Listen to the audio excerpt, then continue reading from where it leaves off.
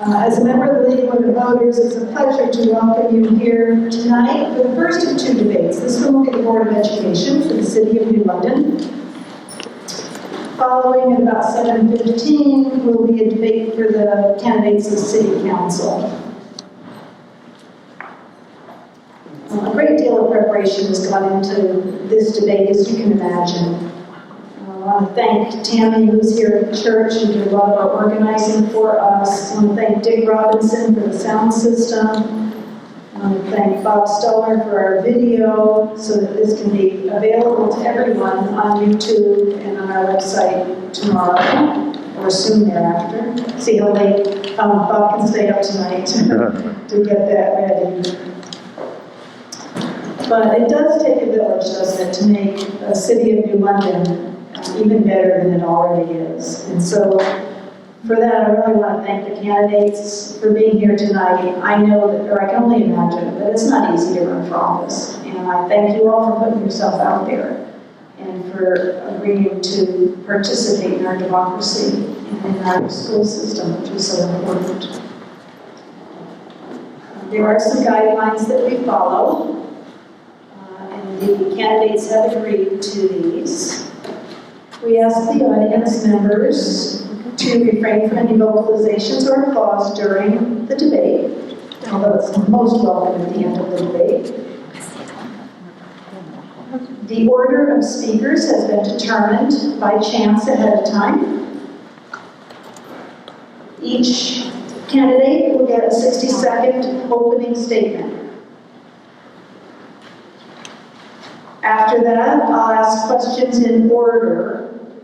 The first question will be asked of the first three candidates. They'll get 60 seconds to answer that question. After they've each answered for 60 seconds, the three candidates who are not addressed that question can choose to raise their hand and speak for 30 seconds on that topic. And they can get 30 such comment periods during the course of the evening, so that each candidate gets the same amount of time over the course of the evening. And then each candidate will get 60 seconds for a closing statement. After the debate, you may linger and follow up questions with your candidates afterwards here. This will be recorded, and we ask everyone to respect the copyright of the recording and not use sound bits from this for campaign purposes or any other purpose. If you're going to show this, it should be shown in its entirety. And I'm sure it doesn't need to be said here, but we always say that threats of violence will not be tolerated, foul language will not be tolerated, and will be grounds for terminating the debate. So without further ado, let's get the evening started. I'm going to call on, we're going to start with opening statements. And Frank Silva, you chose the letter A, so you get to come up to the microphone. Please welcome Frank Silva. Well, actually, your one was. That's all right. Good evening, and thank you very much for being here today. My name is Frank Silva, and I'm running for Board of Education for the City of New London. And I'm proudly honored to be here today because it's an opportunity for me to serve the city. I've been here for the past 20 years of my life, and in these 20 years, I have been involved in community service, nonprofit organizations, and advocacy for youth, families, and children. And I believe that I would like to run for this position because there is a need for more Latino people who have a voice in the city. We need more people of color who have a voice in the city, and we want to have people that understand the different systems of this work. And have a passion for mental health advocacy, people who are in need of services and nonprofit work, and all that are compiled. Why would I want to run? Because our city needs people who have been in the public school system as an employee that now want to come back and give. And that's the reason why I'm here. Thank you. Thank you, Frank Silva. The next speaker is Keith Kimball. Keith? Evening, everyone. Keith Kimball. I've been in London for 30 years. My daughter goes to Jennings School. She's a third grader. And I wanted to run for Board of Ed because I have the time. I'm tired now. But more importantly, I want to improve the communication between the district and families as a parent. It's very important to me. And as a New London resident that's interested in the health of my community, I want to see more funds, more equitable funds going to our schools and to our students. New London, out of the 200 districts approximately in Connecticut, New London pays per student in the bottom 50. That's got to change. Unlike other school districts in Connecticut, though, our student population, 85% is in poverty, 3% is ESL, ELL. So we have a lot of special needs that we need to pay for, and we're not getting the money we need. So hopefully, I will be able to change that if elected. Thank you very much. Okay, thank you, Keith Kimball. And the next speaker is Danny Cruz. Danny? Hello, everybody. My name is Danny. I'm a Democrat running for the London Board of Education. I'm also a recent graduate of London High School, class of 2021. I'm running for the London Board of Ed because I think it's important that we have recent graduates, or at least young people on the board, making decisions for the students that are in our schools right now. I've attended London Public Schools since kindergarten, and I've graduated in London Public Schools. On my time on the board, I'm going to work on bringing classroom-centered funding to our classes, making student voices a part of our conversations and a part of decisions that we're making, because ultimately these schools are theirs.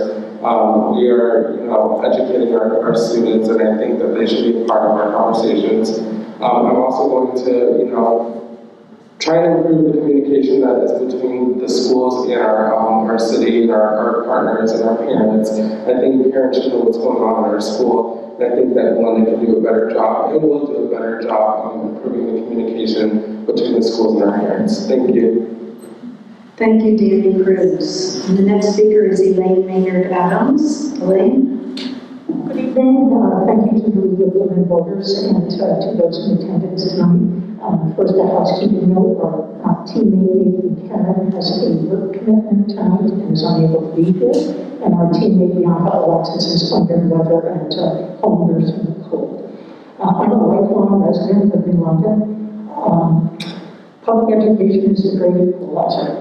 I am a product of public education, attended New London Public Schools, graduated from New London High School, University of Connecticut, raised a child that went through our school system.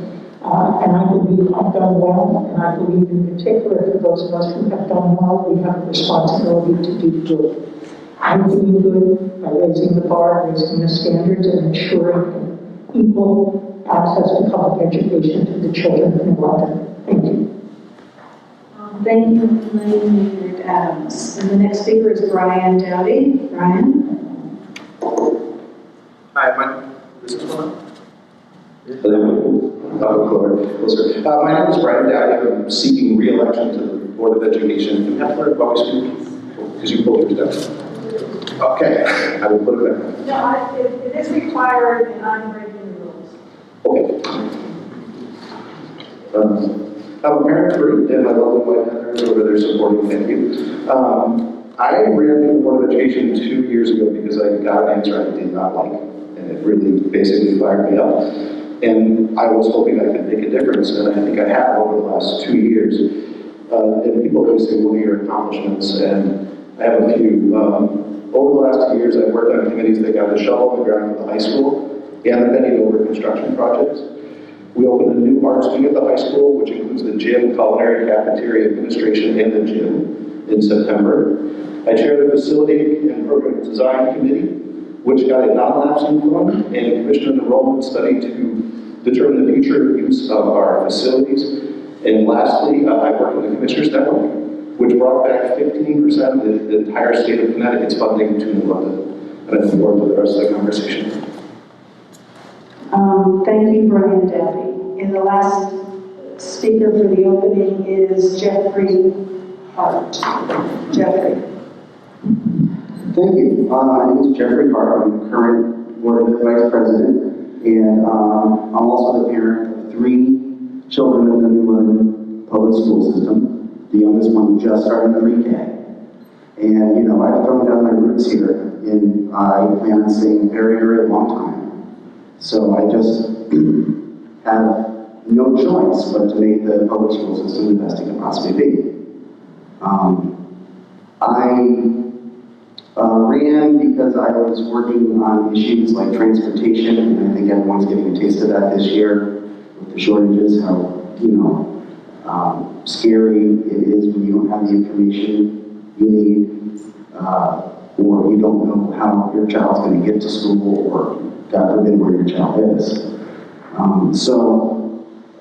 I understand, you know, the day-to-day things, and I'd like to be a community advocate for the other students and families in New London. So I ask for your vote on November 2nd. Thank you.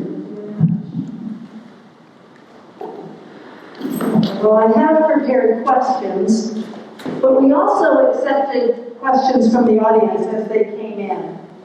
And so to group number 1, this seems to be really important to the people who are here tonight. They're focusing on inclusion issues. So there was a position approved for a DEI director, but it wasn't filled. And they're concerned about students feeling included, and especially English as a second language student. So, Mr. Silva, for 60 seconds, how will you handle diversity, equity, and inclusion in our schools? I believe diversity and inclusion is something that we're passionate about to address, because I am a product of somebody who has been a victim of not being included or not being in a place that I feel diverse. So I will be present and I will listen to the voice of those people who have been victimized by not being included in a conversation or not being present in that situation. I think that the idea of not having programs that are inclined by every single student who's present, who has a different language, is highly important. And it's also important to be able to hear what parents have to say about this. I think the decisions sometimes are being made without having everyone being present. So one thing that needs to be voiced is that if we're making decisions, that before those decisions are made, parents and students have a choice to hear about those choices being made before they do. I also believe that when we are talking about training and talking about ideas around inclusion, we need to have training based on all those aspects. Okay, thank you, Frank Silva. The next speaker is Keith Kimball. Keith, the same question to you for 60 seconds. Thank you, and thank you all for asking that question, because it made me smile, and it was definitely something I wanted to talk about tonight. The CEI position was frozen in July, and I don't believe the Board of Ed was consulted on it. But there were multiple applicants from qualified New London people who had a history of working with the youth. So that's one of the first things that I would ask if elected. But as far as the ESL and EL, that's also extremely important to me. My family, my wife's family, my wife is Cuban. I grew up in an Italian-American home speaking Italian and English. And we have 25% of the student population is ESL and EL, like I mentioned before. 3% of our budget goes to serving that particular need. So I do want to see a CEI hired. I want to see more funding for ESL, EL. I want to see the dual language program brought back. There's no conflict in the internet, in the IU program with that. Thank you, Keith Kimball. And then Danny Cruz, the same question. 60.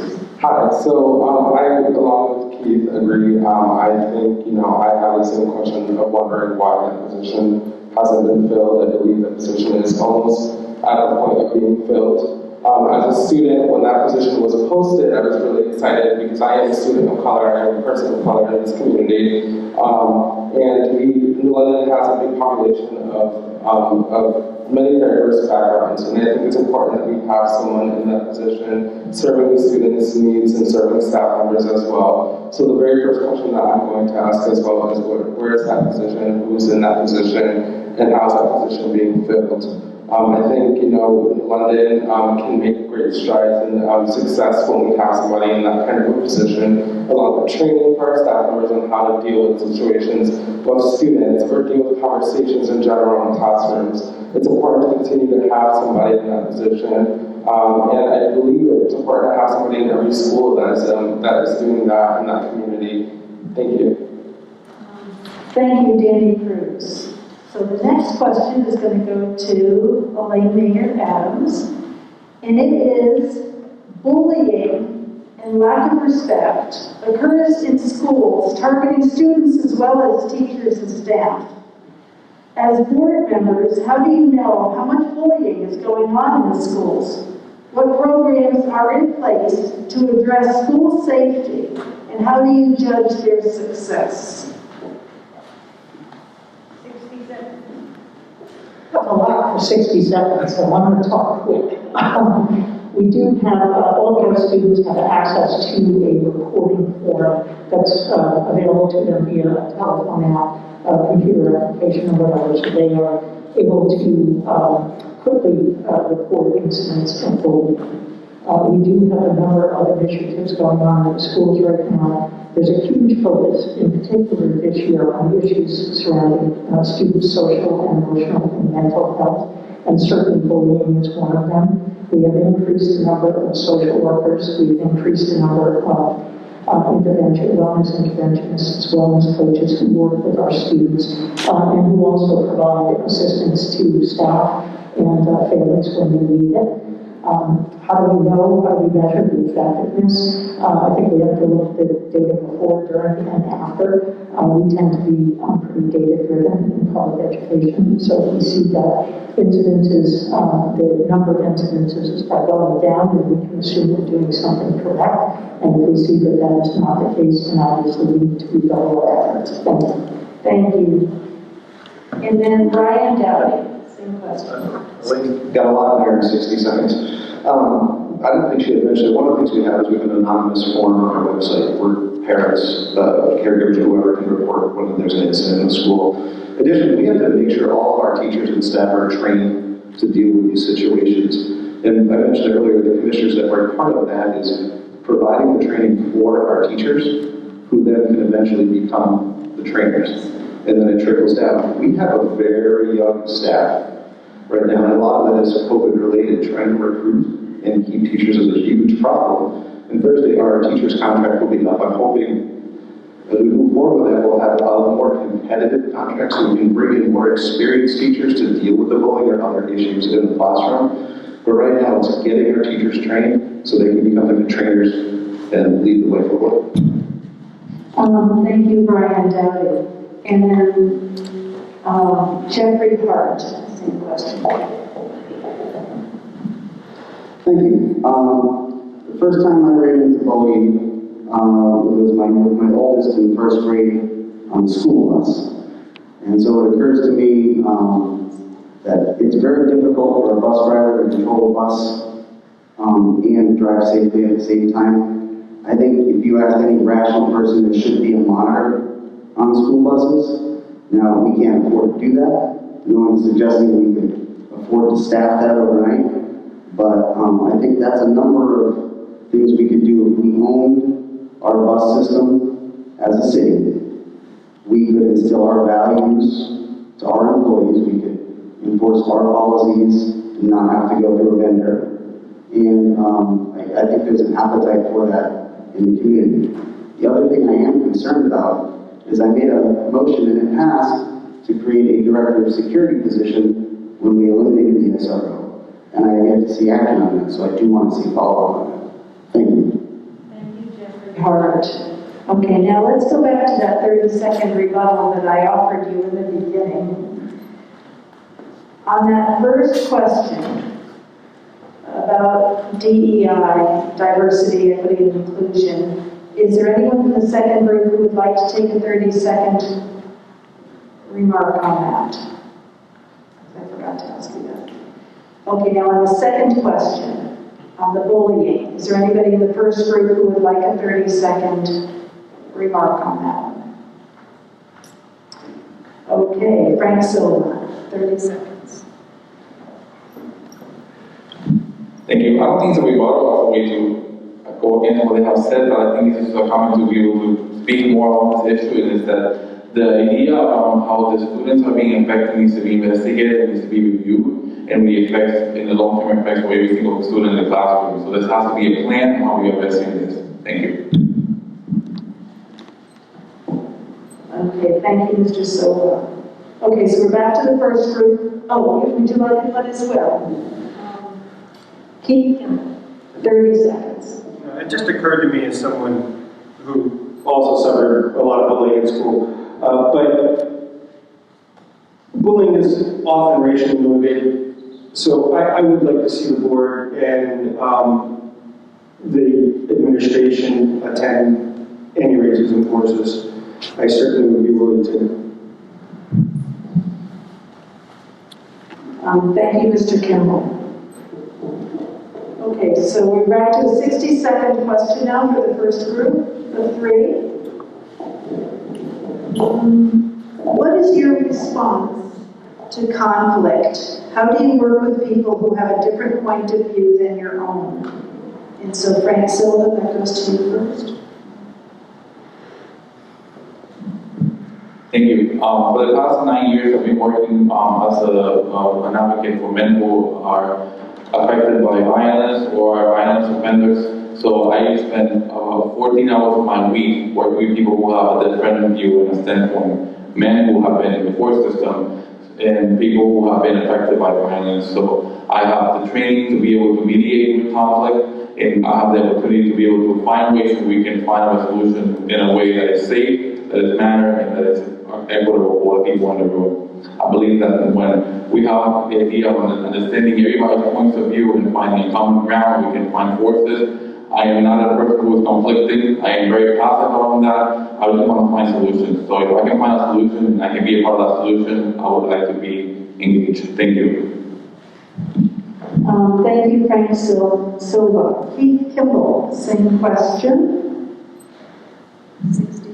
Well, since I'm a talker, I like to sit down with people and hear what exactly they've got in stake and where our differences are and where we can find common ground. But if we're talking about how do we resolve conflict within the district, particularly with students, I would like to provide them with more opportunities of unstructured free time together. Things that are team building, things where they have an opportunity to face challenges together, which they're going to disagree on. Our children have the ability to learn productive ways of handling conflict, but they have to be given the sandbox to do that in. And of course, I also want to see some experts, maybe a position in the school to lead that charge. But we don't need people directing people how to solve conflict. We need people to have opportunities in safe settings to learn how to do that with themselves. And our children can do that. Okay, thank you, Keith. The third, Danny Cruz, how do you work with people who have different opinions than your own?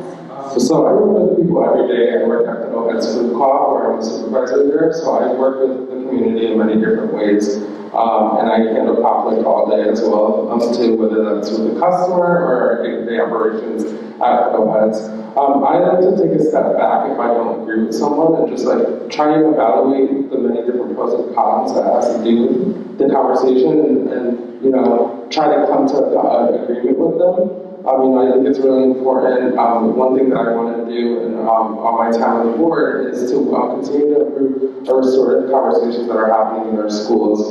I think it's important that we have restorative conversations in our schools with our teachers, with our admin, and most importantly with our students. I want to improve our PBIS program, so that's our positive behavior intervention and support. So I think that will bring a nurturing feeling to our schools where, I can help with alleviating conflict, but also students can do that as well, and staff members. So thank you. Thank you very much, Danny Cruz. Would any of the next three like to comment on that? Brian Dowdy, 30 seconds. As a board event member, one of the things that other board events have had issues with is communicating with city council and the mayor and different things. Over the past, I see Riona here, I see James here, I see lots of prospective councilors and the mayor. And this board has picked up the phone, texted, emailed, talked to people, figured it out. We don't always agree, but just move on. Communicate, figure out a way to move forward. Thank you, Brian.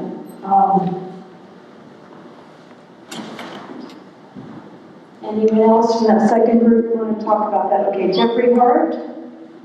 Sure, thank you. Just briefly, to be the contrarian, I understand what people are saying about conflict resolution. It's very important, and I use that every day, including with many of my colleagues out in the audience.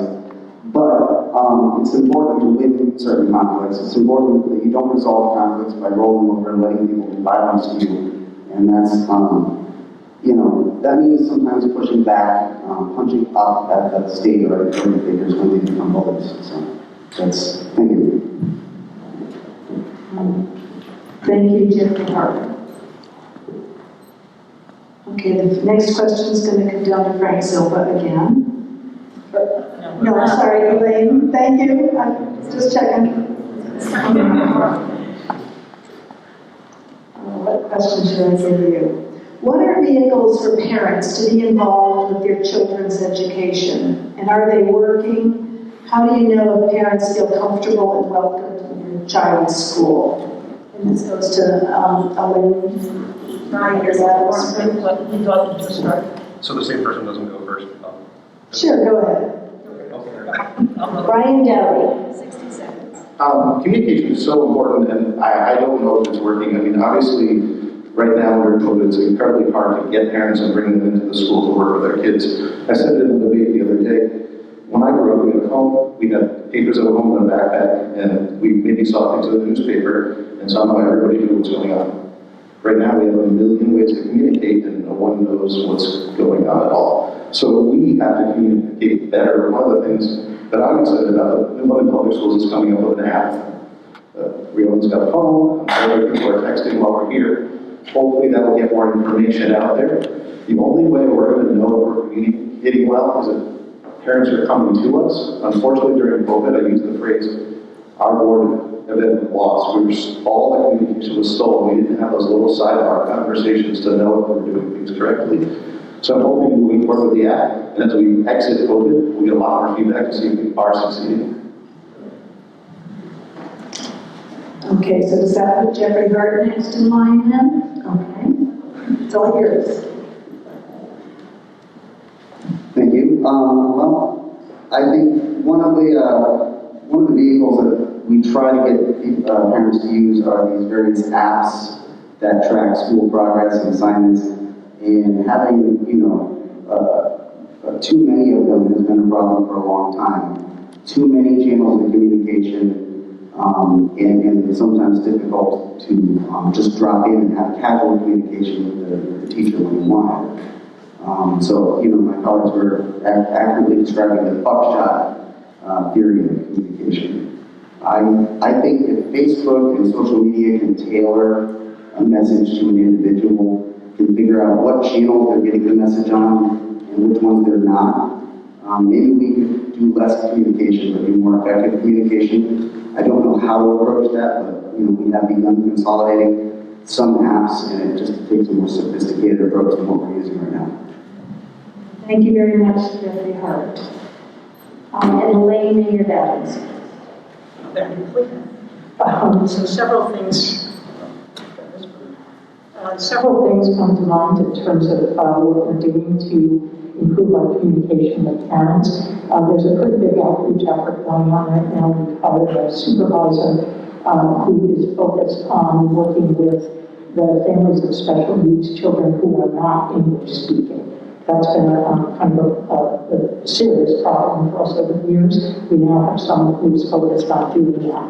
Parent-teacher conferences, another good example. It used to be you went in the evening, and we recognized that for many parents that work at night, that just doesn't work. So parent-teacher conference times are now available pretty much throughout the school day and well into the evening. Open houses where we attempt to recruit parents for various district level or school level committees. Parent-teacher organizations are active in the city, in all of our schools. Booster clubs at the high school, typically parent members are working hard to recruit. So we're doing a lot, but we recognize that there's more to do. Thank you very much, Elaine Maynard Adams. Would anyone from the first group like to answer to that question? Okay. Oh, yeah, I'm sorry. Danny Cruz. So I think with communication, it's important that we reach out into the community, that we go out into the community. I see a lot of people in public schools that we host a lot of parent engagement days and nights, but it's inside the schools. I don't think a lot of parents can get out into the schools because of transportation. I think if we want to reach families, if we want to reach students and make a difference in their lives, then I think we need to be out into the community and going out into neighborhoods. So during my time on the board, I'm going to push for that we reach out and we go into the community. If we're doing that a week or a month, but I think we should be out there. Thank you. Thank you, Danny. Okay, so the next question is going to go to group one. And this is, what experience do you have within the realm of education? How would that experience inform your decision-making about our public schools? So, we'll let Frank go first? Or would someone else say? Okay, Keith Kimball. Well, first of all, like I said before, I was raised by teachers. My mother was a special education teacher for New Jersey and Pennsylvania schools for 30 years. I spent a few years with two former board members on their nonprofit public education advocacy group as their treasurer, Myrna Martinez and Ron Steller, were public ed. And I got a deep, deep education on policies and equity policies in public schools. But I would bring my experience as a staff accountant for corporations in New London County to just better analyze the efficiency of our budgets and if the money that we're spending is serving the populations that we need it to. So I want to combine my love for education, being raised in a family of educators, and with my professional experience as somebody who is very good at analyzing finances. Thank you. Thank you, Keith Kimball. And then Danny Cruz. 60 seconds. All right. Can you hear me? Hello? All right. So like Keith, my family members have also been in education for a while. My grandma has been a teacher for over 34 years, and my mom works with young people, working with young people in the community as well. I'm going to bring forward, being a recent student in the hallways of our schools and being able to see everything that's going on in our schools, be able to then make improvements as well on the board. I think it's important that I also have the connection with the young community, the young people that we're serving, so I can be able to hear them, listen to them, and be able to take action on situations or serious issues that they have in their schools as well. Thank you. Thank you, Danny Cruz. And Frank Silva, 60 seconds. Thank you. I come from a family of educators. I was raised in a family of educators. My parents were educators, and they educated me. We were in a school system that was not working. And after my parents being present in the school every single day, they decided to just pull me out of school and homeschool me. So I was a product of a student who had to be homeschooled because the system in the school that I was not working. And I'm fortunate that I had that experience, but I know many people who don't have or not blessed or lucky enough to be able to have that experience. So I want to be able to change that for those people. My sister is currently employed for the city of Hartford, the public school system as an ESL teacher, and I have first experience of what they're dealing with, and we're not that far from there. So I want to be able to make sure that the experience that I have is employed, and that we're serving our students correctly. There's great things that are happening in our school system right now, but there's just some things that are not clicking, and it's because it's not a connection, and I just want to make sure that we start connecting. I know COVID stopped that, we need to connect. Thank you, Councilor. Would anyone from the second group like to address that issue? Elaine Maynard-Adams, 30 seconds. Thank you. I like to say I'm educated, but not an educator. I was a parent of a child in New London Public Schools. I know what my experiences were. I know what her experiences were. How does that form my opinions as a Board of Education member? Mostly it makes me listen. I listened to parents. I had a lovely conversation with Nancy a couple of weeks ago about the new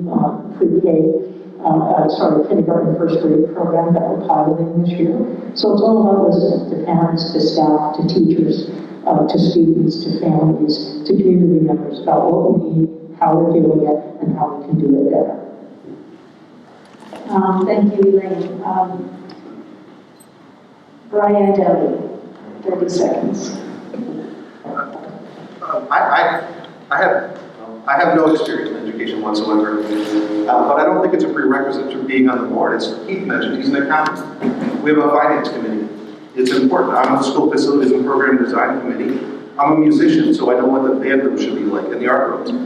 You don't have to be an educator to be on the board of education. We all have strong qualities that we can bring together and manage the school district. Thank you. Thank you, Brian Deli. Okay. So we're going to go back to group. We're going to start this time. Jeff is going to start this round off with how can the district make up for lost instructional time due to COVID and ensure equitable opportunities for all students now and in the period after the pandemic? 60 seconds.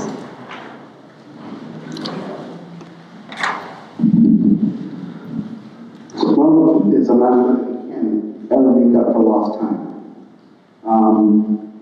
My 5-year-old started kindergarten last year, and he didn't get a real kindergarten.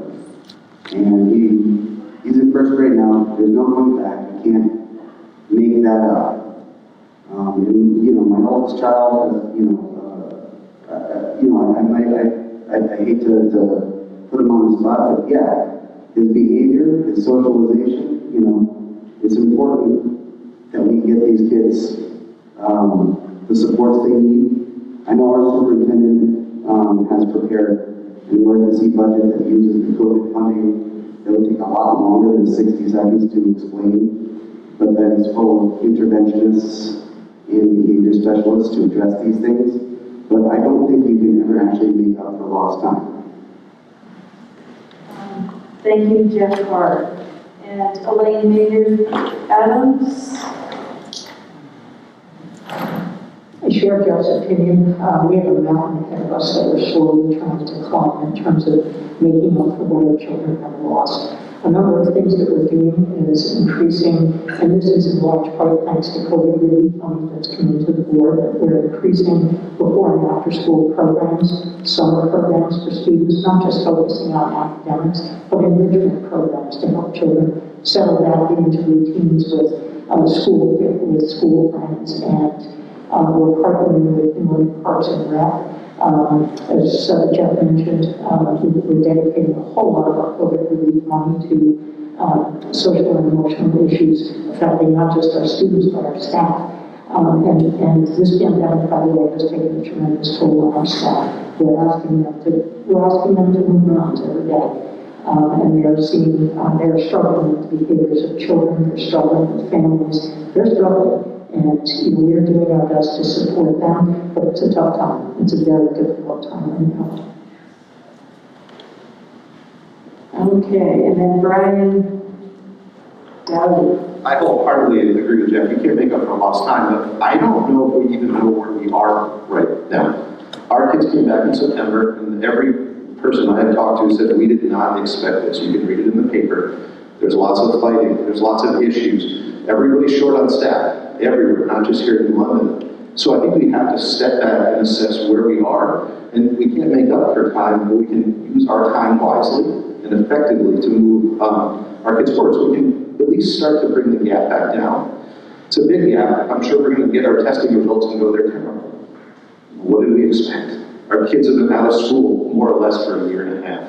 So we have to assess where we are, find the best ways to move forward, and gradually bring the gap down.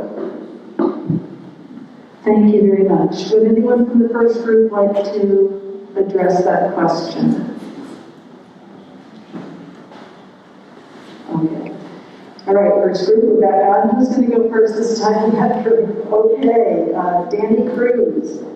The question is, if you're elected, are there one or two things that you would really love to see the board accomplish during your tenure on the board of Ed? So if I'm elected, things that I want to see the board accomplish is, to first fill that position of the Director of Equity and Inclusion.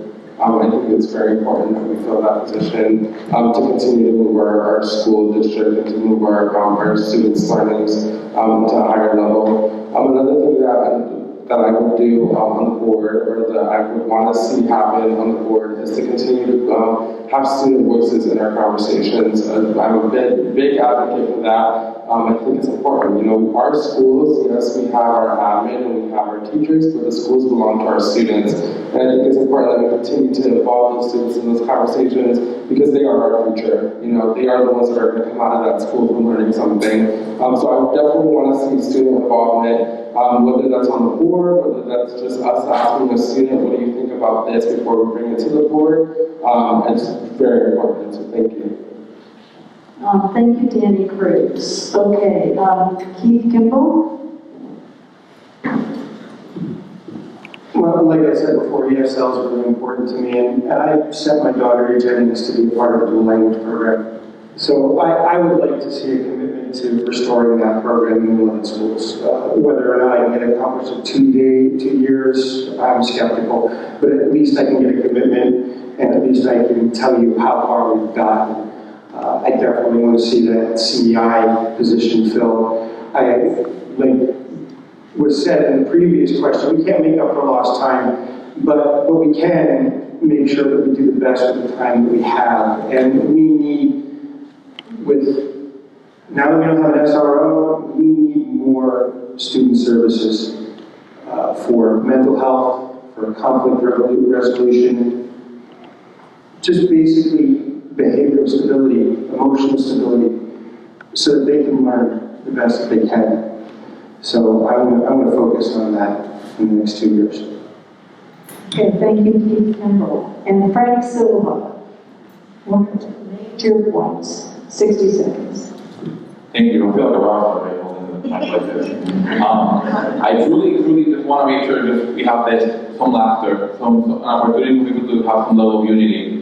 And I think that one thing that I feel like we're not mentioning here is also that I want to be able that while I'm present in this position, that the voice of the teachers are also being heard. They're the ones who are in the classroom with our students every single day, and they have firsthand see what's happening. And I think that I want to make sure that we have an opportunity to hear them, to hear what they have to say, that they have all the resources they need to be able to do their work and be able to move forward. The same way, I want to make sure that we acknowledge every single other employee of the school system who's a part of the school system and make sure that they are completely addressed and served. And last but not least, also our principals. I think that there's a lack of their presence sometimes in this, and I feel like they need to be here as well. Thank you. Thank you, Frank Silva. Would anyone from the second group address one or two major things you'd like to accomplish in the next 2 years? Jeffrey Hart, 30 seconds. Yes, thank you very much. So I have some unfinished business on the board, including the student activities fund audit, which was a long time in coming, and that's something we've had to push to do in the middle of the season when there's auditors are so busy that some schools didn't even get audits. But the purpose behind that is to use this money to establish a permanent fund that's controlled by the school district, and then to use that funding to build a program for diversity hiring. If I can invoke my second result, and final result. I'm sorry, the stop sign's up. Nobody wants to hear about the diversity hiring program?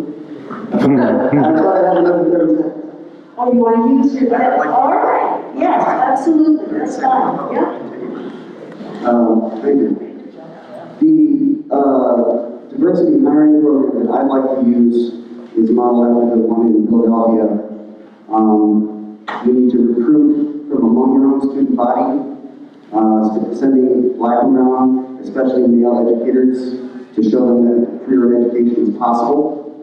Then you need to support them with higher ed type programs while they're in university, and then design incentives to make sure they come back teaching in London and stay in London and live in there. So thank you. Thank you very much, Dr. Hurt. Okay, this is going to be the last question. It's going to go to group 2. Is that correct? Okay, Elaine's up first. Okay. Unless I don't make the question. Make it a good one.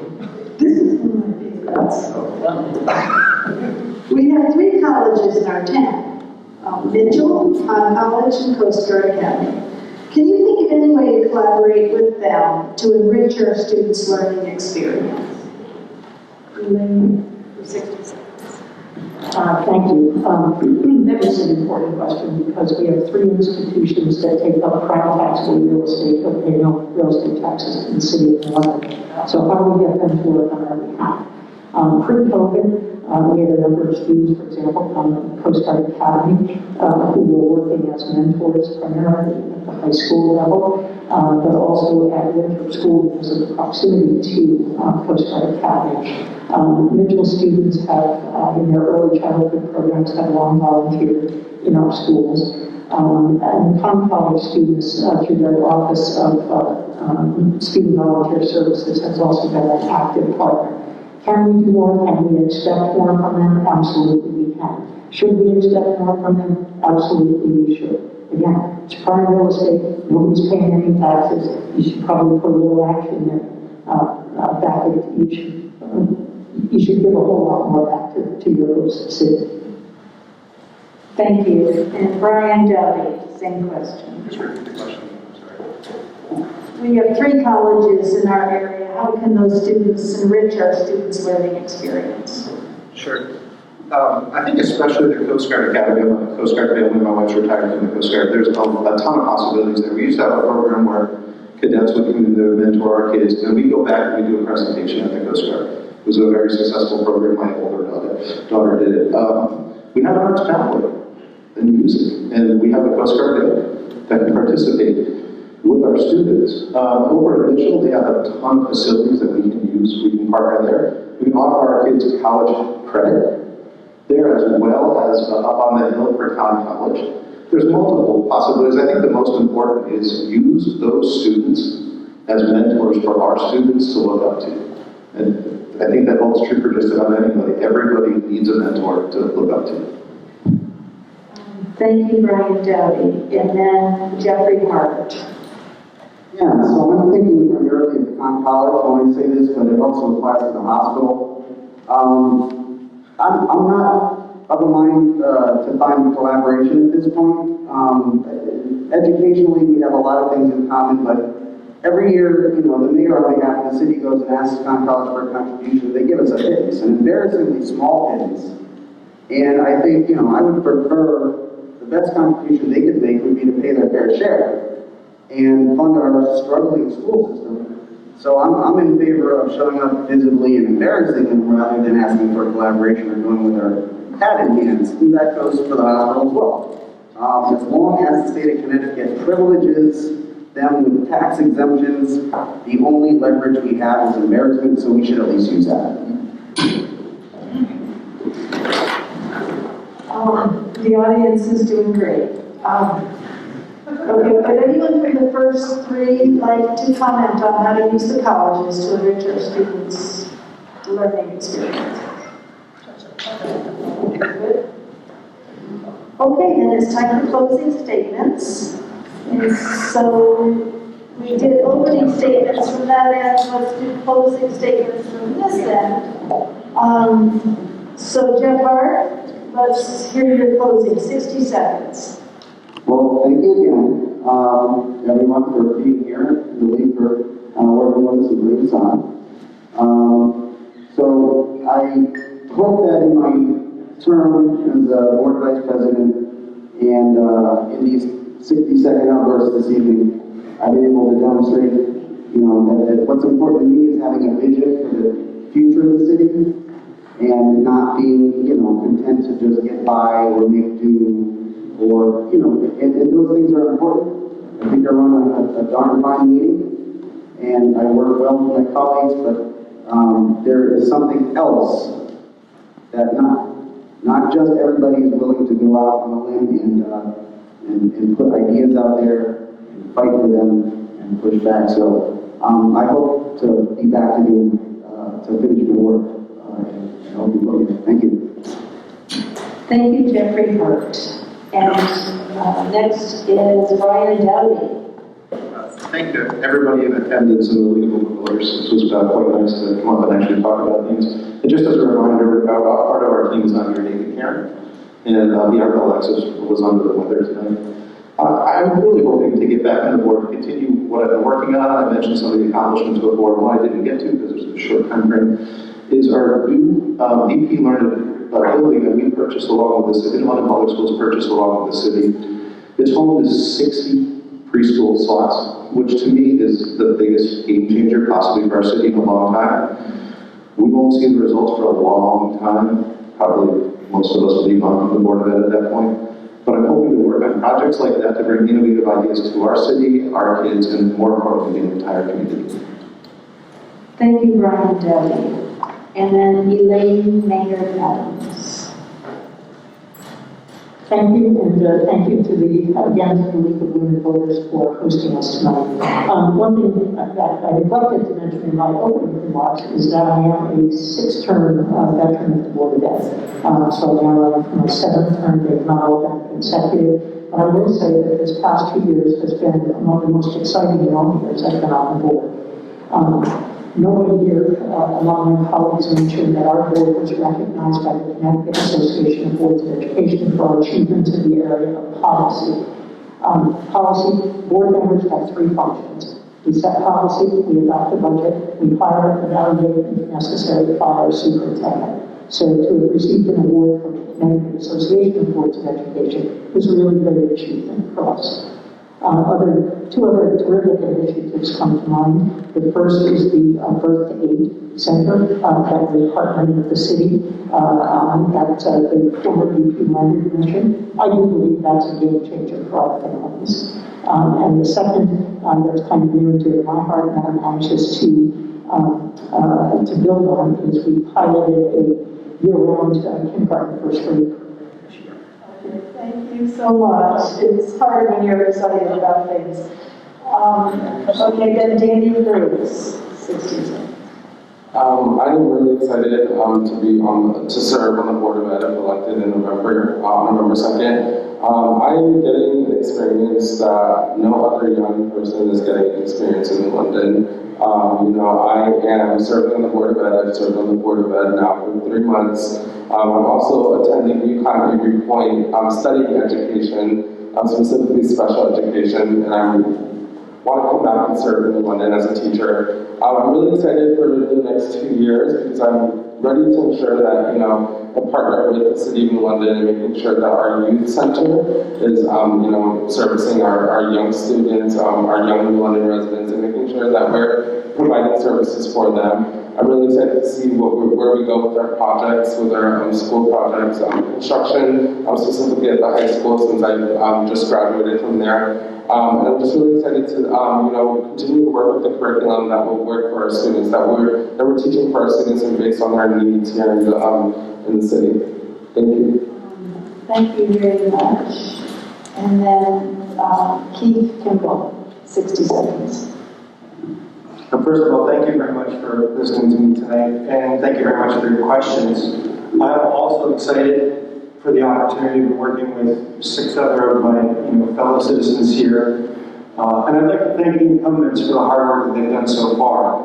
I've definitely appreciated it as a parent of a child in the school system. But we hear a lot during the election from public officials and elected officials, and then they get busy to work, and sometimes they lose track of the constituents. As I said, communication from the district to the parents is extremely important to me. I think its timeliness and quality have been relatively poor, judging by the complaints that I get across the district. So I'd like to start first. I want to lead by example. I want to make a commitment to you that I will send out a bi-weekly newsletter to keep you informed of the decisions that are being made on your behalf. And I want to hear from all of you for the stuff that you didn't ask tonight, stuff I didn't address tonight. Thank you. And Frank Silva. Thank you very much.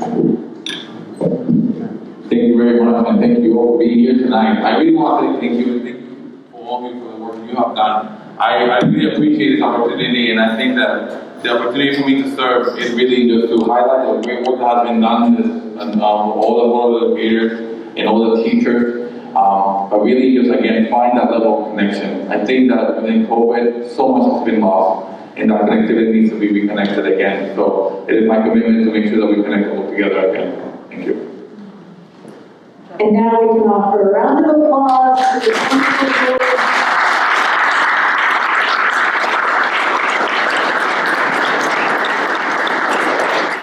I want to welcome everybody here tonight. And I want to start by thanking the candidates for running for office. I can only imagine how difficult that is. And so I want to thank you very much for participating and contributing so much to our democracy. I want to thank the audience for being here. I want to thank all the voters in the city of New London for showing interest in this race. New London typically has about 27% of its voters show up for an election. Municipal elections are very important. They're probably the ones that affect our lives and our families' lives the most. And so I want to encourage everybody to vote on November 2nd and to encourage your friends and family to vote as well, because it does have a huge effect.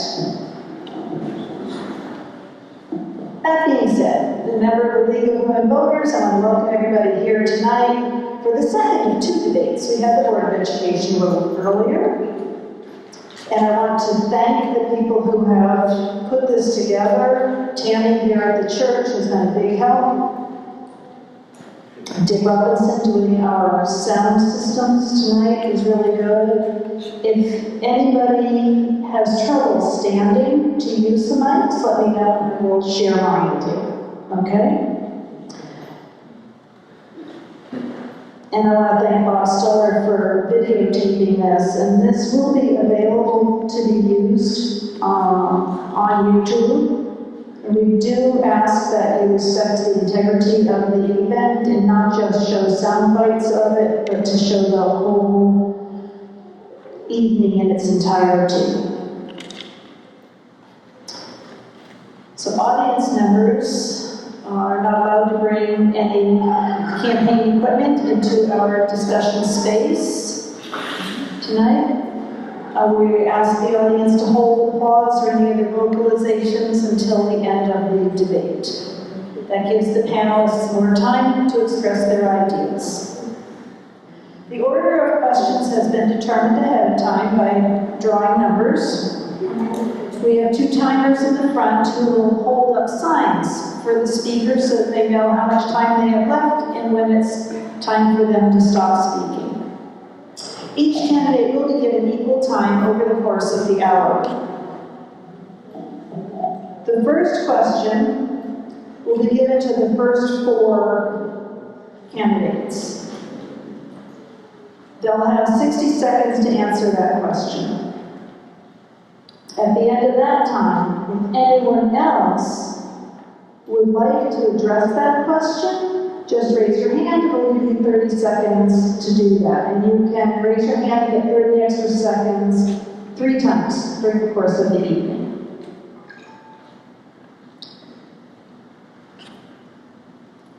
Each candidate will be given 60 seconds for a closing statement.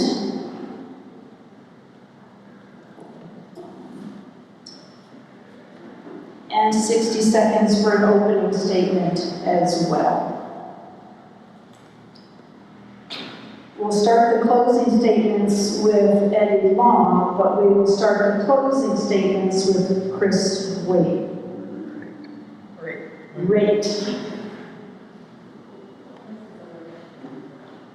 So, without further ado, I'm going to welcome Eddie Long to the microphone for 60 seconds for an opening statement.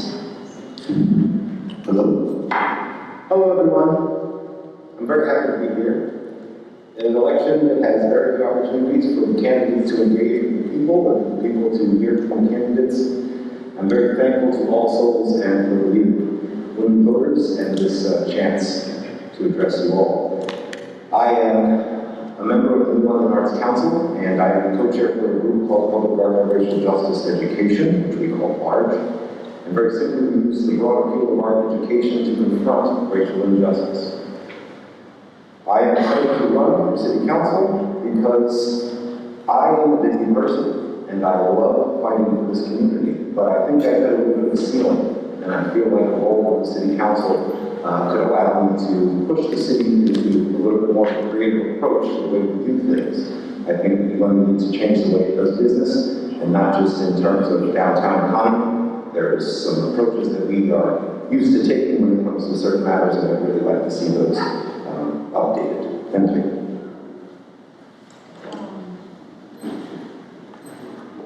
Thank you, Eddie Long. The next person will be Rashal Rani. Good evening. Good evening. Our soundbite says 6 to 8 inches away from the mic will work best. I'll take this mic. I'm a little bit more animated. Hello everyone. Thank you. I'm Rashad Armani. I'm running for City Council, and I am a lifelong resident of New London. I've always cared about my community, and I've always cared about the youth in the city. I've been in the mental health field since 2013. I have an understanding of all different aspects of people, you know, and I just want to express that the love for my city will drive me to work for the city and the people of New London. Thank you. And then John Savvy, please. 60 seconds. Good evening, everyone. Thank you for your time now. Closing this. Anyways, my name is John Savvy, as moderator mentioned. Lifelong resident of the city of London. Educated here in local schools, graduated high school and college, degree in business administration. Spent 25 years working for the state of Connecticut, mostly as a probation officer. Retired in 2012 and decided to get back into politics. I previously served on the New London Board of Education for 2 terms. Along with that, I spent a lot of years, 20+ years, in a lot of organizations working with our youth. Proud of the fact of serving on the City Council, where we've been able to do a lot of wonderful things. The development of Parcel J, spending millions of dollars on infrastructure, work serving as the chair of the School Building Maintenance Committee, managing a $110 million high school renovation project, and a $55 million middle school project. I have no more time, so thank you. Thank you, John. Aaron Hines, please. Hello, I'm Aaron Knight. I want to thank everyone for coming out. I want to thank the council candidate for stepping up to run. I think we get ahead of ourselves a lot of times, and in Next week, 7 of us will have to be the next council, and we're going to be the ones that have to solve the city problems, but at least try our hardest. I'm not a native Londoner. I chose to become one. I moved here and I got a job at LWV as an engineer. Professionally, I am a project lead, which means I manage multi-million-dollar projects with a budget engineer from various organizations. So I'm used to working with discrete organizations. I'm used to working with big budgets, and I'm used to fixing problems. And that's what I want to try to do. I think as a council, we have to get back to focusing on problems for New London, solutions for New London, versus focusing on big national political issues and party politics. Thank you. Thank you, Aaron Hyde. The next person is James Burke. Good evening, everyone. Thank you for coming out tonight. Thanks so much to All Souls Church for hosting us this evening, and thanks so much to the League of Women's Voters. I wanted to take a moment to express my condolences for my dear friend, Colleen Smith, who we lost about a week ago. I know a long-time timekeeper and moderator, and thanks for allowing me to say without her. So my name is James Burke. I just finished up my first term on the City Council. I'm proud of a lot of what we've been able to accomplish. We lowered taxes 2 years in a row. That being said, I was not afraid to vote against budgets that I didn't believe funded education strongly enough. We passed a non-lapsing fund to encourage more responsible savings behavior by our school. And I also sat on the school building maintenance committee where we broke ground and got shovels in the ground at both of our school construction projects. That being said, there's still so much more left to do. If re-elected, I will make increasing funding to our public works department my biggest priority, and I look forward to the conversation tonight. Thank you, everyone. Next is Nancy Cole. Yeah, thank you. Sorry that I can't get up. I'm kind of recovering from a bad knee, so I get to sit and hold the microphone. My name is Nancy Cole. I've lived in London for 37 years, and I have just come to be very worried about the city that I've grown to love for those 37 years. I think we have to find a way, if we've seen our slated signs on the city has to be safer, it has to be cleaner, and we have to do something about our schools. Not exactly the subject for the council, but we can play a role in that. I'm going to run and be a counselor in a hurry, because I believe in New London, I believe in its people, and I believe in its possibilities. We've waited too long. I think the time is now. Thank you. Thank you, Nancy Cole. Next is Martha Marks. Hi, everybody. Thank you, All Souls, for opening your doors and welcoming us today. Thank you to League of Women Voters. You always do such a good job and do so many important things for democracy. And thank you to the candidates. I served in 2015 for one term. I think many people know that I'm a nurse because I say it often because it's something I'm incredibly proud of. I'm also a visiting nurse, so I'm in the homes of the people in New London every day. I always knew how important it was to have a nurse sitting at the table, but after what we've just gone through for the last 18 months, I think it's even more important than ever that we have a nurse sitting at the table. I knew how important public health was, how important mental health was, the money that doesn't go into all of that, that needs to go into that. So I want to be that person for public health and for the people of New London, because I have a very unique perspective when I get to sit in their homes, on their couches, and hear their stories. So thank you very much. And next is Jocelyn Rosario. Good evening, everyone. It is a pleasure to be here. My name is Jocelyn Rosario, and the ballot you're going to find me as the Carmen Jocelyn Rosario. I'm a Latino woman. I came with my husband to New York. And when I came to New York, I am a person that believes in opportunities. And when I moved here to New London, it was because I see the city and I love it immediately. I am a multitask person. I am a daughter. I'm a woman that always wants to see good things in my family. I'm raising my daughter with my husband, a teenager. When I was in Dominican, I was studying for graphic designer. When I moved here, I went to careers for business administration management, and actually I am working as an inventory manager in a company in Eastline. I am asking for the opportunity to be a city council because I am a person who likes to raise their voices. Thank you. Thank you, Jocelyn. Next is Rihanna Dees. Hi, my name is Rihanna Dice, and I'm running for re-election. I am the executive director of the Center of Drop-In Community Learning Resource Center, known as the Drop-In Learning Center.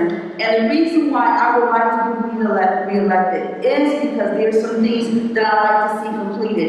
It is just remarkable that close to 10 years ago that I was speaking about the community center happening here in London. And when I think about being able to sit on the council and be able to see this started, it's just a great opportunity for me. But one of the other things is that working at the Drop-In Learning Center, I work with children. And it is awesome to see some of the children that I had the opportunity to work with and some of my staff on the Board of Ed, on City Council, understanding the importance that if you want to make a change in this community or any community, you need to find out how it works, change the policy and procedure, make sure you understand exactly what is going on, and that's what I'm doing. Thank you. Thank you, Rihanna. Next is Efrain Dominguez Jr. Buenas noches a todos. Good evening to everyone. My name is Efrain Dominguez Jr. I am a lifelong resident of the city of New London. I'm also been an educator for the past 24 years. Presently, I am teaching at Benito Jackson Middle School as a bilingual social studies teacher. I've lived all my life here in the city. I've been just a passionate lover of the city of New London because of everything we have. Right? One of the things that I enjoy too is that Hispanic population is growing. We're about 35% Hispanics living in New London, and it's going to keep growing. And why I want to be re-elected? Because I want to make sure that we continue to have representation of all groups, especially Hispanics. And even though I represent Hispanics, I represent everyone in the city, whether you live in the 3rd district, the 2nd district, or the 1st. Now, my last thing I want to say is I want to thank All Souls Church for allowing us to be together tonight, and the woman who moved us for also presiding over. And my condolences to each of you who your colleague. So thank you. Thank you, Efrain. And now, Akil Peck. Good evening, everybody. Thank you, All Souls Church and League of Women Voters for this event. My name is Akil Peck. I'm born and raised here in London. I love London. I am in London. The reason why I'm running for City Council is basically I bring forth common sense. I once had a business in London. My in-laws had a business here in Elsa Burrows. I've been that for a year. Out of that, I birthed my own business, a food distributing company that I ran very well. And if elected to City Council, I bring forth real ideas that really will work, not just a lot of talk that I'm tired of seeing happen in the city over and over again. I'm a team player, and I just love the city that I'm in. And, you know, if I get the chance elected on City Council, I'll prove that and work very hard and make sure that everyone has a voice in the city and everyone's voice is heard. Thank you. Thank you, Akil. And next is Chris Rage.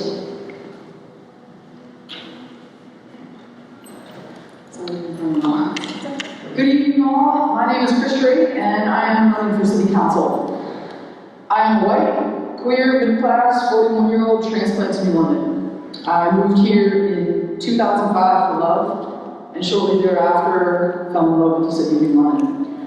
I am running for City Council because I believe that city government has a responsibility to take care of its people, and I think our current leaders are failing to do that. 1 in every 3.5 New Londoners is living below the poverty line, and yet 60% of city jobs go to people who do not live inside the city. Every year, we give the police department more money than our public works, rec department, library, human services, and senior center combined. It is time that we think outside of the box, and it is time that we think outside of the party.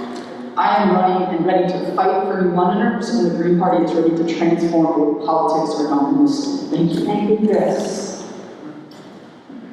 Okay, so the next question is going to go to the first 4 candidates, and then y'all can answer in 30 seconds if you want extra time on that topic. What is your view on the U.S. Coast Guard Museum? If you had to vote on a location, which would you select and why? Eddie Long. Thank you for that. Thank you for that question. Thank you for that question. My opinion of the Coast Guard Museum is that we table it. We table it. I'm not excited about it. It's hard for me to get excited about it. In an art-led community like New London, I think if we're going to have a museum, it's not featuring the Coast Guard. But if we're going to go down that road, I think that there are some housekeeping we need to do. I think that there are some priorities that we need to shift around. And I think the last point I think about it is I understand that there may be a footbridge to come along with that. There's this grand vision. And I'm afraid that the footbridge may take traffic from the parking garage directly to the museum and bypass our downtown area, which at one point had so much to offer. So that's my opinion of the Coast Guard Museum. Thank you, Eddie Long. And Rashad Omani. 60 seconds. So the Coast Guard Museum is supposed to go downtown London. I would have rather have seen the Coast Guard Museum go at Fort Trumbull, which I believe now is going to be the home of the community center. And then the community center, I would rather have been centered where, you know, there are more youth in the city that would use that center, not so far out, because I've gotten many complaints from parents and children who feel that the location of that is going to be too far out from where they live. So you know, as far as the Coast Guard Academy, I mean, the Coast Guard Museum going downtown London, I just didn't agree with that. But I would like to see it in the city of London. And that's just that. Thank you, Rashad. And next is John Sadie, Coast Guard Museum, 60 seconds. So I personally would also like to see the museum in a different place. I understand that downtown businesses believe that their businesses will grow astronomically if the museum is down there, and I believe that that probably is true. But I also believe that if we bring in 100,000 visitors per year to the downtown area, that may create too much congestion. I would prefer to see it move outside of the center city district into the Fort Trumbull area, if there's still land available. And again, similar to what Mr. Armani said, I would prefer to see our community center in an area that is much more centrally located to the children that we are supposed to be building this center for. I think the Bateswood area would be a much better area. The reason it would be better is that we already have AstroTurf field, we already have soccer field, we already have tennis courts. I think that the Bateswood Park would greatly benefit from a $30 million infusion. Yes, that's what I say. Thank you. Okay, and Aaron, I think the Coast Guard Museum should be going to downtown. I think that Fort Trumbull should stay the property that's going to be developed and go on the grand list. The city took it away from the residents of New London, so it can increase the grounds of the city and provide revenue to the city. So I think trying to put another knockoff and more non-taxable land down on Fort Trumbull is a bad mistake.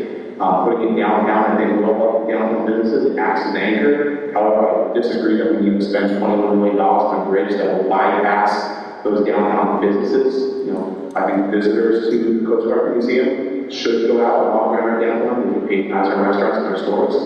And I think it'll be a windfall game for the city.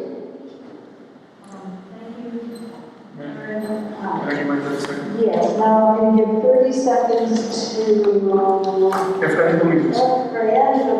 Gracias. Thank you. So I just want to just bring some correction, first of all. Number one, it's going to bring 500,000 people to the city of New London. Okay? The Coast Guard has no other museum in the nation. They're going to build it here. Okay? We are not paying for it. the National Museum Association privately is going to fund this. The $25 million was given by the state to us. So what I see is people, thousands, hundreds of thousands of people coming to our city. Eventually, they're going to come to our boutiques. They're going to come, and we're going to be able to gain revenue from them. Thank you. Anyone else want to make a comment on that? Okay, this is Akil Peck. You know, when listening to this about the Coast Guard Museum, this is the main reason why I'm running. Because I'm sick and tired of people bringing down ideas that are going to bring in revenue that's going to shed light and make our community look better. And for someone to say that they're going to take a idea after all the planning was made and all the money was spent on research is just the wrong idea. And that's why if elected, I can work with the current team and those that are fortunate enough to get elected. Thank you. Thank you, Akil. And Sir Martha Marks. Hi, so yeah, I just want to say that I'm actually really excited about the Coast Guard Museum. We've been waiting for this, we've been hearing about it probably for about 8 years. Do I get a little nervous about climate change and how many more 100-year storms are now every 5-year storms? But there's a lot of really smart people that said that the design is going to work where it is right now. And also when you think people are going to drive out, the construction of the parking garage, they're actually making a back exit. So I have to stop, but there's been a lot of smart people putting a lot of ideas in, and I'm going to be positive.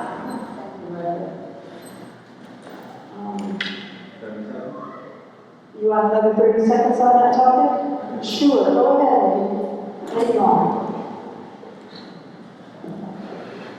I understand the concept of bringing in hundreds of thousands of people to London. What I'm worried about is what they're going to see when they get here. I want to remind everyone that tabling doesn't mean canceling, it means waiting till we're ready. And I think that's the only other points I want to make. Thank you. Okay. Okay, so the next question then is going to go to the next 4 candidates, which means James Burke will be first on this one. The City Council passed a resolution asserting racism as a public health issue. What are the next steps towards acting on that resolution? And please include discussion of overdose epidemic as well. Sure. So, for one, as an incumbent, I'm proud of some of the work that we did. We rid military-style police vehicles from our community. We funded our youth services department in the general side of the city budget for the first time ever, and we got our Board of Education's budget request closer to the further funding that it's been since I lived in the city. But of course, there's so much more work to do. Just recently, we approved the peer navigator program to be working with our police department that has so successfully worked under Director Milstein's leadership in issues of substance abuse in the future. That being said, I do, yes, firmly believe racism is a public health crisis, and I will do everything I can to continue to be bold on this issue, but also know that as a white man, I should look to people of color to lead in those conversations and provide support wherever I can. Thank you, James Burke. And so Nancy Cole. Thank you. This was one of the questions I think that was on our application, and it occurred to me that identifying racism as a public health issue is certainly a good thing. I think it probably is, but I don't know where it gets us. I would like to see the City Council formulate a strategy with concrete plans to move that issue forward. How long ago did we identify it as a public health issue? 2020? I think that it's almost become routine saying it, and the sense of urgency has been lost because we say, oh, it's a public health issue. Now we need a plan, we need a strategy, we can move forward, and not just words. Thank you, Nancy. And then Martha Marks, 60 seconds. So yeah, this is something that's very dear to me. I see it every day in my job. And if you want to see real racial disparity just come into our healthcare system. It's awful. I see it every single day. As far as what to do with the opioid crisis, the mental illness that happens during the COVID pandemic, and right now we're still in the pandemic, but we're going to transition into an epidemic. And it's still going to be affecting people. I think we all think everything's okay, but it's not. It's going to be a hard winter. And we have the peer navigators, and it's fantastic. And I was on Indeed just looking the other day, and they're making $15.50 an hour. They deserve to have a living wage. The people that are doing those jobs, the people that are out helping the people with the opioid crisis, it's hard and it's bad. And I could talk about it for a long time, but we need to put our money where it's going to really raise the people up because it affects the entire family. Remarks. The next is Jocelyn Rosario for 60 seconds. I believe this pandemic brought a lot of things that we learned in these 2 years. We were not looking at something like this ever. And as a mother, I can tell you, it was so sad to see my daughter struggling with these issues. Like, mental health is one of the main topics we have around us right now. Believe it or not, there is people out there struggling still with these issues. I believe this is a conversation we need to put on the table and discuss us as a team and make things happen. But more than that is strategies that we need to put and make it on our side, like to see how we can help others. It's not my decision, it's not one person's decision, it's all decisions together. Thank you. Thank you, Jocelyn Rosario. Now Rihanna Dice. Oh no, wait, you want 30 seconds? I want my 30 seconds, but could you repeat the question so I can make sure I cover it?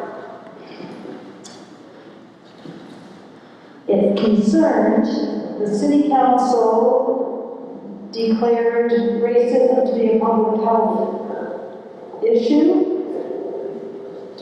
And this came from the audience. And so what should be the next steps in implementing that decision? So actually it's implemented. And what I mean by that is we look at different things that happen in our community. We need to think about how does it affect people of color. And the reason why when you think about that, let me make sure, the BP Learn Mission Preschool, there's so many kids that need preschool experience wasn't getting it. Then you have, and that was something that we worked on, making sure that we follow through like body cams, that affects everybody of color. And our police officer making sure both people are safe. And that was important. So I just want to say thank you. Thank you, Rihanna. That's Rochelle O'Reilly. When you talk about racism being a public health crisis, I think about, first and foremost, Black Americans, because we probably suffer the most when it comes to racism. And I just feel like there need to be more specifics for Black Americans in London. Thank you. You're welcome. I'd like to speak to that. Looks like a field pack is up already. Yes, I tip my hat off to the mayor and the current council for declaring it a national crisis. I just wish you stop with the talking about it and actually put forward action. We currently have a problem with racism in our schools, in our police department, in elected. I will hold people that are in certain positions accountable for their actions and things that they say, things that they post, way that they handle policies and things on the job. Thank you. Thank you, Raphael. Chris Rate.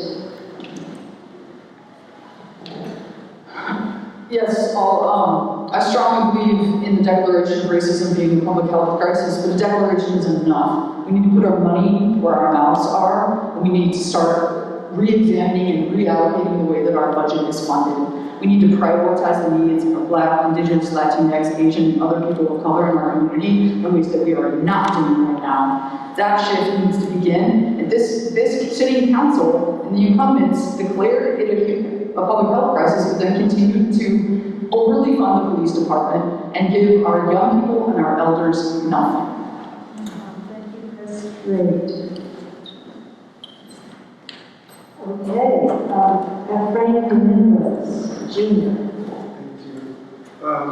One of the things that we have done is we have been able to provide money for what we have today is the school that is from birth to 8. I think when we see the disparities that are among Hispanics and non-Black people, I think education is the key. There's a lot of other things that we have done also. Again, Councilor Berkeley about being able to provide money for our teams. Most of our students, listen, if you're not, there's a lot of us Black and brown Hispanics. That's what we have. So we're investing in them. And eventually, this is a process. It's not going to end. We're going to continue to do it. But it's a process, but we need money to be able to do it. Good talk, good talk all night on that. Okay. One more round of questions. This group. Yeah, this round. Besides the wind farm and electric boat, where do you see the possibilities of raising the tax base in New London? What other industries can we bring in to help pay taxes in our city? Leona Dice. So when I think about raising taxes, this council, this is what, the second, I've been over here one term, which 2 years, but in a total of 3 years that taxes been reduced. And so we're bringing in more revenue. I think this is something that we're working on right now. There's, when I mean by working on it right now, I'm thinking about, oh wow, I gotta take a minute back for a second. So let me make sure I explain this correctly. We are right now working with, 30 seconds. I actually took a brain lapse, but when I think about bringing in new revenue, we have the windmill thing going on. And what is so awesome about that, that is additional revenue. So we have to look at what is being brought in, how we're working things, and we need to also look at, is we're bringing in the Coast Guard Museum, building up downtown and the surrounding area to bring in businesses. Thank you, Rihanna. And Frank Dominguez, Jr. Could you just repeat the question again for me, please? Besides the wind farm and electric boat, where do you see the possibilities of raising the tax base in New London? Thank you so much. So again, what we need money, right? We need money to do so many things, all right?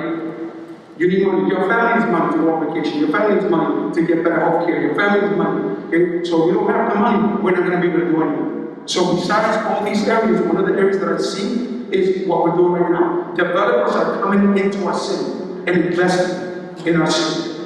That's what we're doing. And eventually this is going to go on the grand list and it's going to increase the grand list. Then we're going to have money to be able to do all the things that we want to do. But without money, we can't do it. The other thing that I see too that's vital for us is that we need to continue to invest into small businesses. Small businesses is what makes America great. Small businesses, right? Small businesses will provide jobs for other families. Those families will pay revenue, and then those families are going to be able to come out of poverty, and come at least to the middle class size.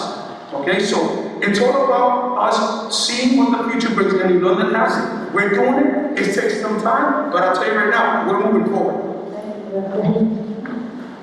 And then I feel that. I think Mr. Dominguez answered it any better than that. Moving forward, you have to be innovative, and this is a great way of moving forward, moving our city forward. Wind, solar, all the great ideas are viable, and I would like to see it happen. It's going to happen. I think the mayor and the current council have done an awesome job during the pandemic to bring in some of these developers. And as an elected city councilor, we just add to the team and make sure that all of these ideas and all of these developers have a place here in London. You know, again, it's all about common sense, you guys. And, you know, let's not let anyone up here tell you any different. Let's just, you know, pretty much use our minds here and common sense works. I mean, the WIN program, it's just a win. It's a win. Thank you. Thank you very much. I feel this great. So when we think about increasing the tax base, one of the things I think it's important for us to rethink is the ways in which leadership in this city for decades have relied most heavily on big corporations to carry the load. That is short-sighted, and we need to diversify the ways in which we can expand our tax base. And like Mr. Dominguez said, a lot of that has to do with small businesses and fostering small businesses. The Green Party believes in this type of diversification, believes in bolstering the creation of small businesses. We're also interested in exploring things like the land value tax and examining the ways in which currently property owners are punished and penalized for fixing up their properties, while those who don't fix up their properties are rewarded. There are communities piloting a variety of programs like this that New London can explore. And lastly, let's be smart with our money. Let's keep our jobs in the hands of New Londoners so that the money, our tax dollars, stay in the city. Thank you, Chris. Nancy. Thank you.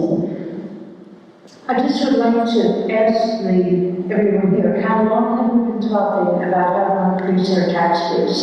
For as long as I have been in New London, probably before that. But I think the message that you see on our signs, safer, cleaner, better schools, goes a long way in explaining how we're going to get people to come downtown to patronize businesses so that they last more than 6 months or a year. And that's the way you will grow the tax base. Okay. Thank you. Thank you, Nancy, and then James Burton. So yeah, we've done a lot to grow the grant list recently. But that being said, I think it's only going to stop the bleeding. Yes, we do need to get every cent we can at a property tax value in the city of just a couple square miles. But long term, to fix the problem, it's going to take reform at the state level. It's going to take 48% of our land being tax exempt to change. Thank you to the mayor who came up to Hartford and testified in the pilot reform bill last year. But again, it only stops the bleeding. We need long-lasting reform to make generational change so our children don't have the same problem. As was just mentioned, we've been dealing with for far too long. Thank you, James Burke. Yes, Aaron, So I want to make one point clear. Businesses don't directly pay taxes, property owners do. And so, you know, we have to make sure that the property that we have in the city is used to the best extent and raise revenue from that property. Encouraging small businesses is the best way to grow the employment base in the city, which then returns people to invest in their property in the city. And that's how we do it. Invest in arts, invest in small businesses, invest in people so they can create and fund those businesses. and John Sandy.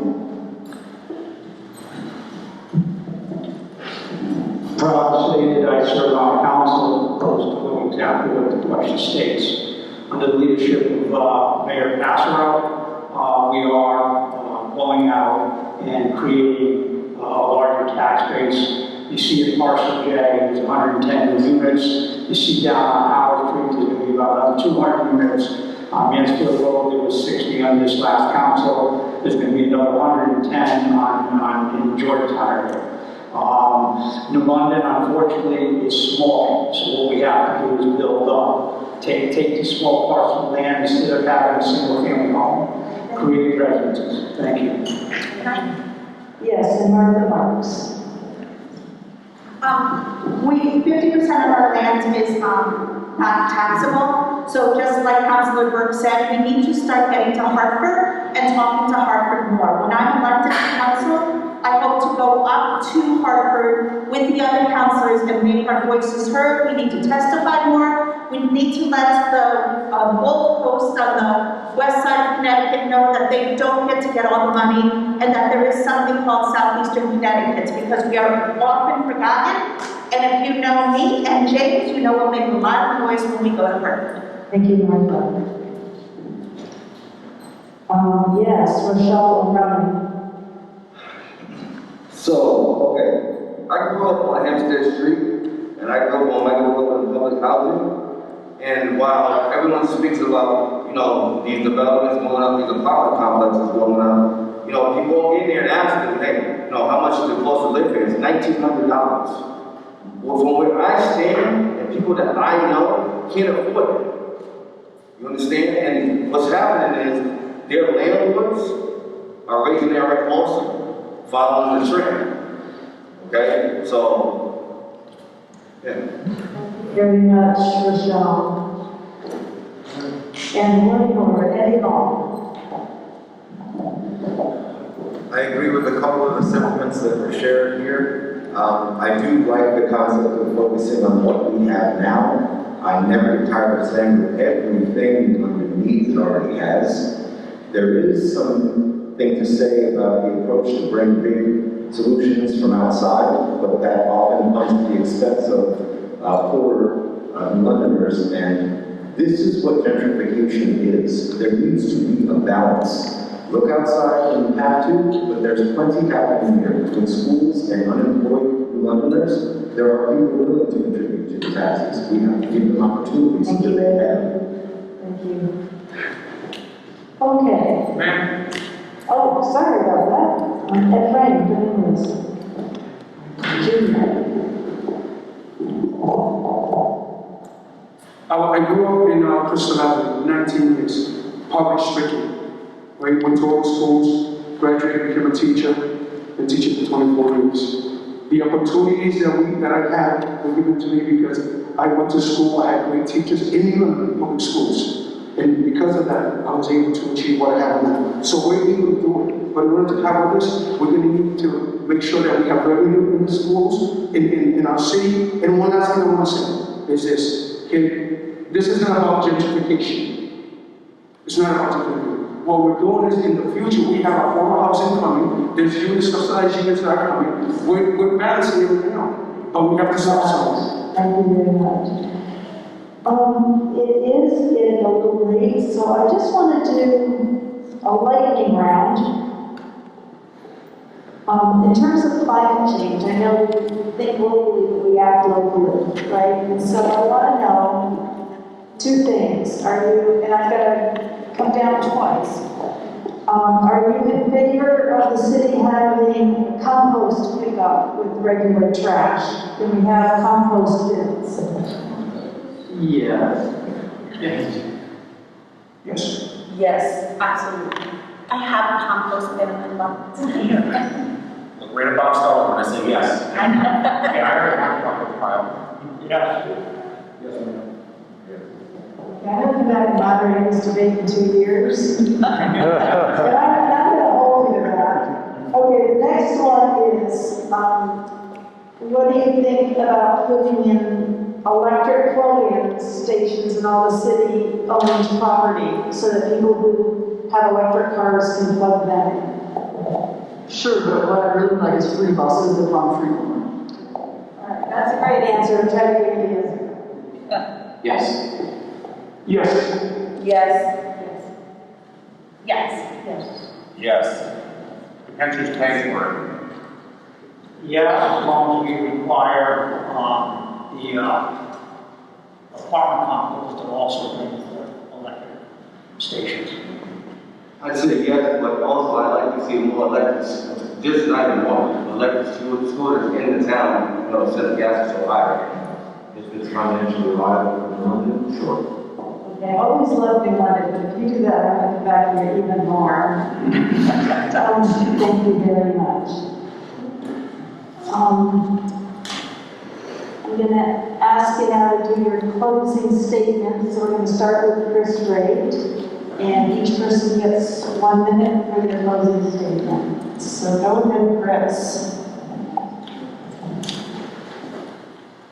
Thank you all for your time and consideration tonight. I am running for City Council and I'm running to win. I am running as a member of the Green Party alongside Keith Kimball for Board of Ed and Eddie Long for City Council, and we as a party are running to win. We are running to win this November 2nd, but we are also running to win 2 years from now. We are committed to changing the way politics are done in this town.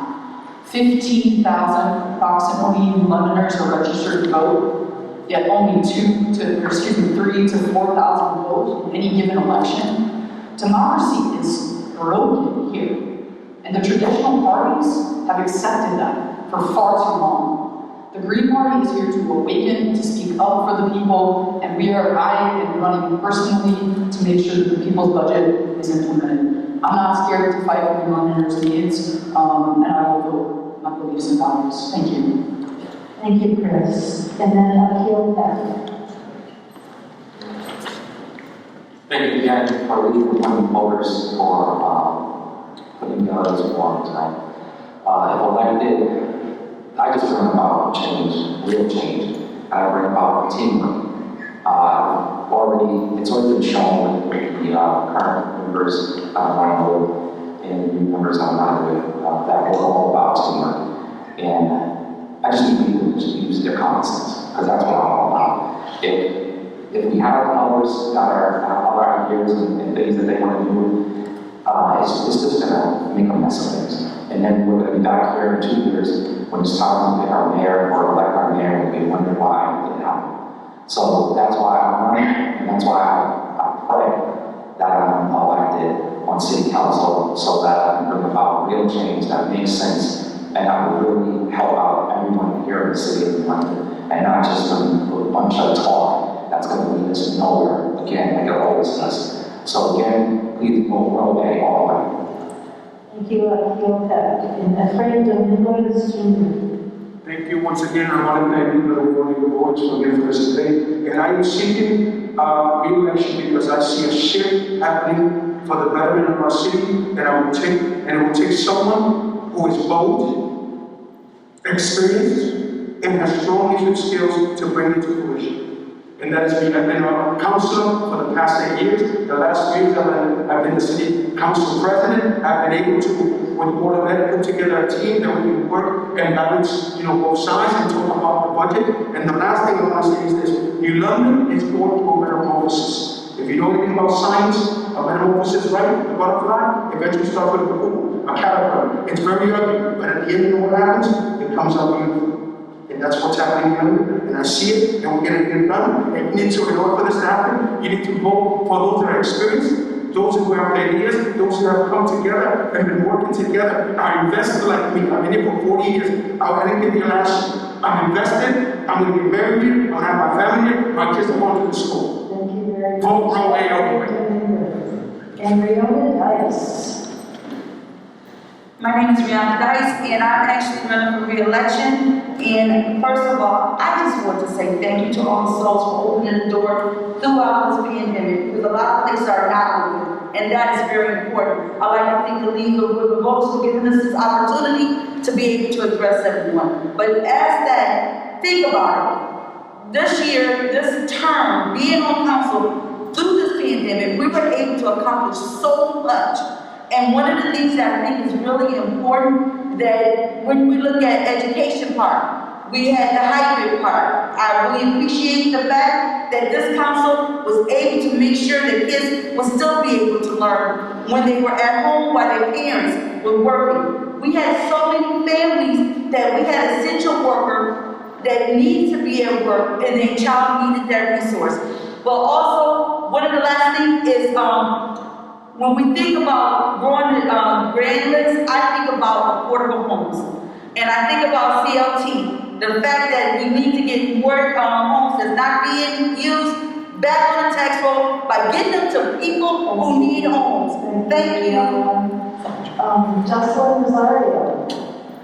Right. If I get elected, said, I would like to continue with the process that we have right now because I believe in New London. I believe with the great people who are directing our city.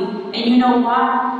We can make things happen. And the things are running in a good way. If we look behind a couple of years ago, New London is that great New London right now. I see how the mayor is fighting for us right now. Like a couple of years ago, our taxes were high, and he maintained all these taxes low because of what? All the revenues that are coming to New London are helping us to stay with the taxes lower. And this is what is making New London be great. Let's support all the small businesses too, because this brings more opportunities and more jobs to New London. If we all get together on this, I know we can get a better New London every year. Thank you. Thank you. That was Jocelyn Rosario. Now Martha Marks. Thank you everybody for coming. There's two things that I didn't get to talk about that are very important to me when I get elected. One of them is affordable housing. As all of these apartments are going up, it's wonderful. The more people we have walking in our streets are great, but many people can't afford $2,000 for a two-bedroom apartment. And so we really have to worry about gentrification. We have to make sure we have mixed income housing. And I will keep a razor-focused housing. I'm in people's houses every day, and housing is what lifts up a whole generation. If you're talking about racism as a public health crisis, housing and redlining that happened is a big part of that. The other thing that I will do is do a commission on women. We have seen what this pandemic has done to the people in our community, and women of color were hurt more than anybody else because they're the people that have the healthcare jobs, and they're the people that have the service jobs.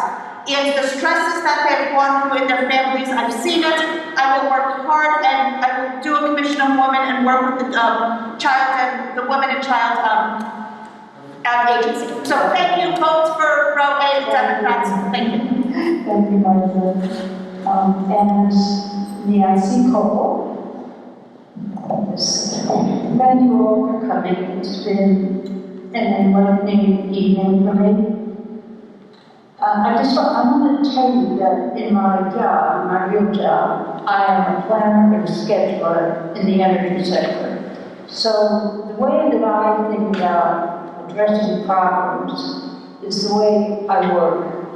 That I lay out a scope, that I talk about resources to do it, that I have a strategy and I have a plan and I execute it. And sometimes I feel as though the city, can you hear me? Yeah. Put the microphone up. No, you're okay, just hold it.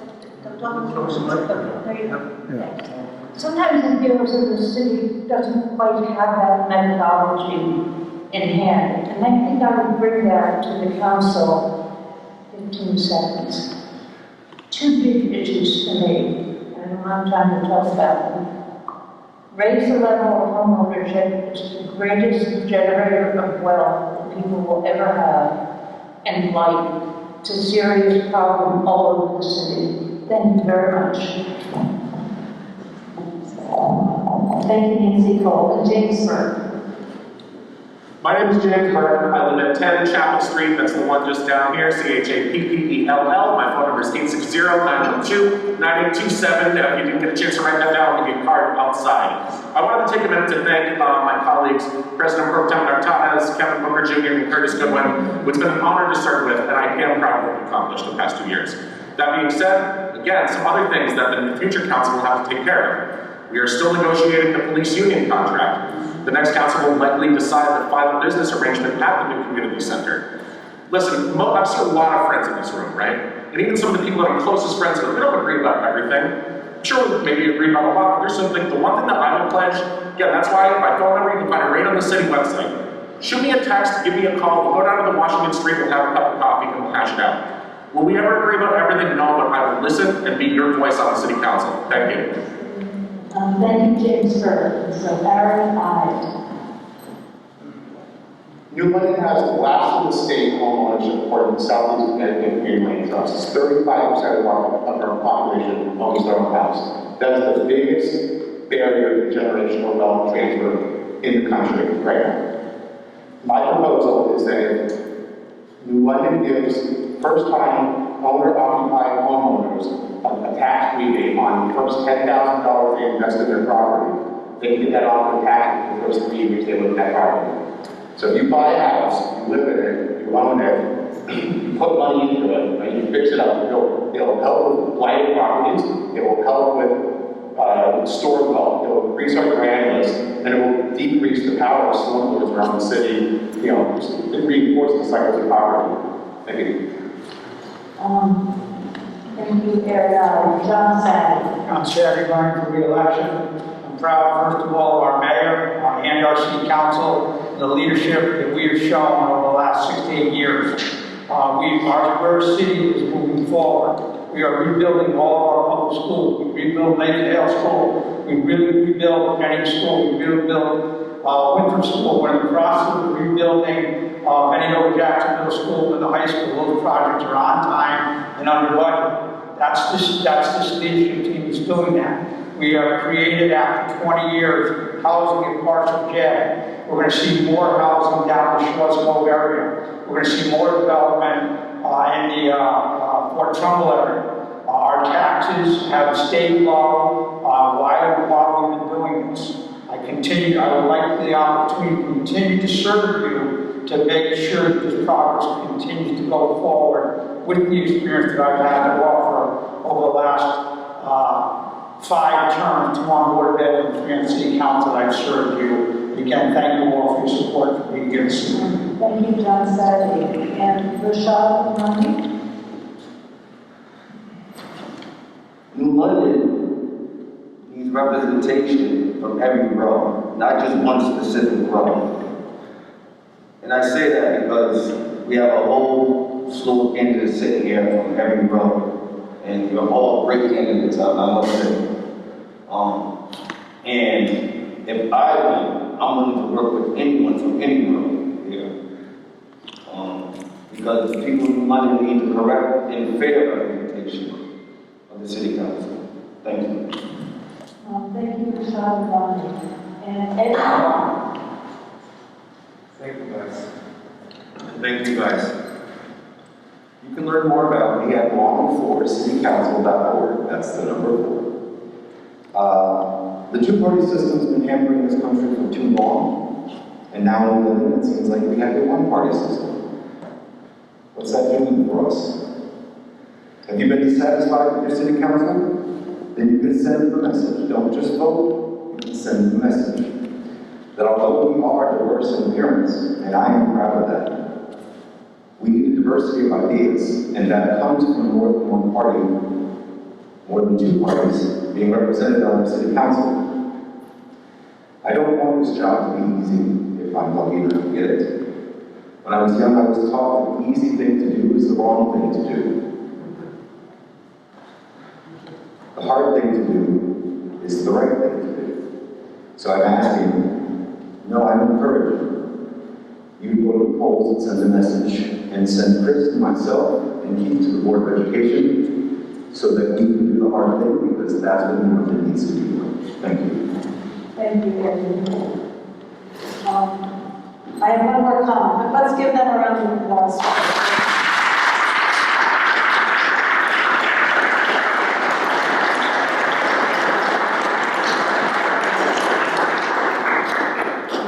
So, I forgot at the beginning to mention Vote 411. Vote411.org is a place where you can go online and read all about all of these candidates.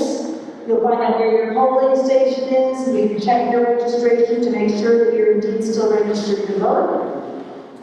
And this video will be posted on the 411, on the vote411.org site. It's a site that's national and it's run by the League of Women Voters US. So you'll see more of that as we continue around for all this in years ahead. And thank you so much. You're phenomenal candidates, all of them. I think that the city of New London has a great future. Thank you.